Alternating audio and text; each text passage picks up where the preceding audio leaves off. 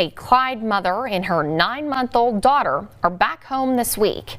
They are recovering after a holiday accident left them in a Lubbock burn unit. On July 4th, Kadynce Knowles and her 9-month-old daughter were at a private holiday gathering, setting off smaller fireworks at a private property. Knowles says she was holding her daughter nearly 30 feet from where the fireworks were being lit.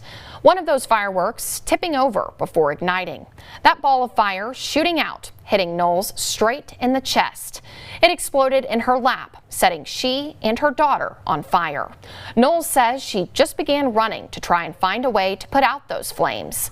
She says her concern for her daughter was so overpowering, she had no idea what kind of danger she was in as well. Really, I didn't feel anything at the moment. When I realized she was on fire, I didn't feel anything. I didn't realize I was also on fire. Her pajamas were like polyester, the real stretchy kind. And the fire was just running, just burning them.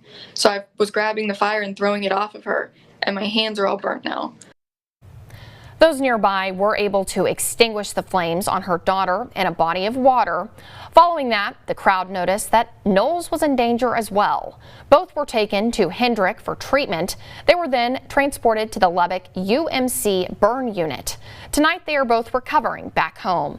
Tonight on KRBC News, Noah McKinney will bring us the full story and their road to recovery.